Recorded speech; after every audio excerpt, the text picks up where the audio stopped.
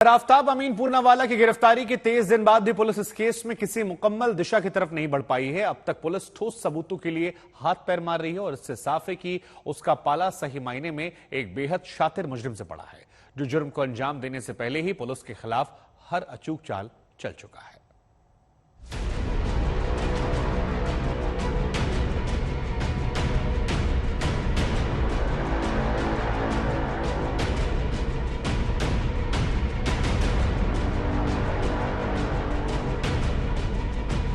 18 मई 2022 था वो दिन जब दिल्ली के छतरपुर इलाके में इसी फ्लैट पर देश की सबसे बड़ी मर्डर मिस्ट्री की शुरुआत हुई थी। जब एक शातिर शख्स ने उस पर भरोसा जताने वाली लड़की का कत्ल करने के बाद ऐसी हैवानियत की कि सुनकर हर किसी का कलेजा कांप गया।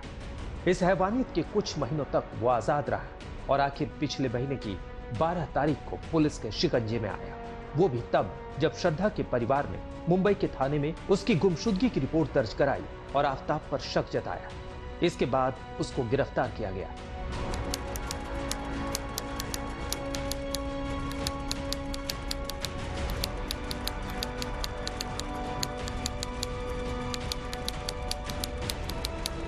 और इसके बाद आज 4 दिसंबर को पुलिस के हाथ कमोबेश खाली है। पहले पॉलीग्राफ टेस्ट से उम्मीद जताई गई थी। सवालों के दौरान उसके शरीर की हर हलचल पर नजर रखी गई। नतीजा कमोबेश 0 रहा। इसके बाद कहा गया कि नार्को में यह शातिर सब कुछ उगल देगा, लेकिन अब तक नार्को को लेकर जो रिपोर्ट सामने आ रही है उसे देखते हुए भी साफ लग रहा है कि मामला उतना सीधा सपाट नहीं है। नार्को के बाद उससे मिली जानकारी के आधार पर पुलिस कोई भी ऐसी बड़ी बरामदगी नहीं कर पाई जिससे मामले को अहम लीड मिले। कुल मिलाकर शतरंज का शौकीन ये शातिर श्रद्धा के कत्ल से पहले ही ऐसी चालें चल चुका है जिससे पुलिस अब सबूतों के लिए भटक रही है। शातिर आफ्ताब ने पहली चाल ये चली कि कत्ल के बाद ये सारे सबूत मिटा दिए। एक के बाद एक उसने हर वो कड़ी मिटा कर रख दी जो उस पर शिकंजा कस सकती थी। दिल्ली पुलिस को अब तक जिस हथियार से कत्ल किया गया वो नहीं मिला है। आफ्ताब ने सटीक जानकारी नहीं दी कि आलाए कत्ल उसने कहां छुपाया। श्रद्धा के मोबाइल से भी पुलिस काफी सबूत जुटा सकती थी, लेकिन अब तक ये नहीं मिला है। माना जा रहा है कि आफ्ताब ने ये मोबाइल मुंबई के समंदर में फेंक दिया। अगर ये सही है तो पुलिस कभी भी ये मोबाइल बरामद नहीं कर पाएगी और कई सबूत जुटाने का मौका खो बैठेगी। कत्ल के वक्त पहने कपड़े भी आफ्ताब एमसीडी के कूड़ा ढोने वाले ट्रक में फेंक कर मिटा चुका है। इसके अलावा अब तक श्रद्धा का सिर भी बरामद नहीं हुआ है। कुल मिलाकर सारे अहम सबूत आफ्ताब पहले ही मिटा चुका है और नार्को और पॉलीग्राफ के बाद भी पुलिस कुछ भी ठोस बरामद नहीं कर पाई। दिल्ली पुलिस के सामने एक बड़ी समस्या है कि अभी तक उसे कोई ऐसा ठोस सबूत नहीं मिला है जिसके आधार पर वो ये कह सके कि आफ्ताब ने 18 मई को ही श्रद्धा का कत्ल किया था। इसलिए दिल्ली पुलिस की टीम लगातार इससे जुड़े सबूतों की तलाश में जुटी हुई है और साथ ही साथ अभी तक पुलिस को इस बात के भी कोई सबूत नहीं मिले हैं कि आफ्ताब ने श्रद्धा का कत्ल साजिश के तहत किया था, यानी 18 मई से पहले ही उसने श्रद्धा के कत्ल की साजिश रच ली थी।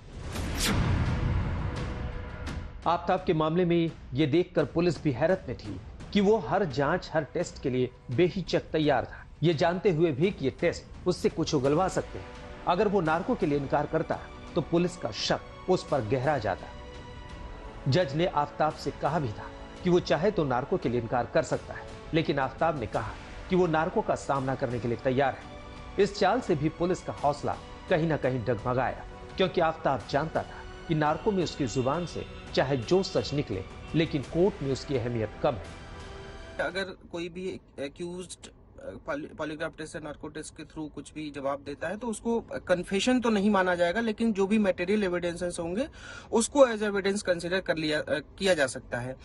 फॉर एग्जांपल अगर मैं बताऊं, जैसे मान लीजिए कोई एक्यूज्ड है, वो कहता है कि मैंने फलाना वेपन यूज किया और फलाने वेपन को कहीं मैंने फेंका, तो अगर वो उस आधार पर अगर पुलिस जाती है, उस वेपन को रिकवर करती है, तो वो वेपन जो है एज एविडेंस प्रोड्यूस किया जा सकता है कोर्ट में, ना कि उसका जो स्टेटमेंट है वो प्रोड्यूस किया जा सकता है। तो बहुत ही स्लाइट इसमें डिफरेंस है, जो एज एविडेंस वो प्रोड्यूस हम कर सकते हैं, एज ए मटेरियल एविडेंस की नहीं। और कन्फेशन तो बिल्कुल नहीं माना जाएगा, जो भी पॉलीग्राफ टेस्ट है नार्को टेस्ट के थ्रू। आफताब इतना शातिर था कि उसे अच्छी तरह पता था कि जब उसकी गिरफ्तारी होगी तो उसके खिलाफ सबसे मजबूत सबूत कत्ल वाली जगह यानी इस फ्लैट से मिलेंगे, और यहीं पर उसने सबूतों का खात्मा करने में सबसे ज्यादा मेहनत की। उसने इंटरनेट और गूगल के जरिए हर वो तरीका तलाशा जिससे खून के धब्बे और दूसरे सबूतों को पूरी तरह मिटाया जा सके। यही वजह है कि पुलिस को इस फ्लैट से कुछ खास नहीं मिला। फर्श पर खून के हल्के धब्बे जुटाने के लिए भी पुलिस को आधुनिकतम तकनीकों का सहारा लेना पड़ा। श्रद्धा के पिता और भाई के लिए गए डीएनए सैंपलों से अब इन धब्बों का मिलान किया जा रहा है। पुलिस ने अब तक आफताब से 2 दौर में 10 दिन तक पूछताछ की, लेकिन पुलिस खाली हाथ दिख रही है। तो इसकी बड़ी वजह आफताब का शातिर दिमाग। दिल्ली पुलिस के दर्जनों तेज तर्रार अफसर रात दिन सबूतों की तलाश कर रहे हैं और शातिर आफताब तिहाड़ में शतरंज में खोया है। नई नई चालें चल रहा है। अरविंद ओझा, दिल्ली आज तक।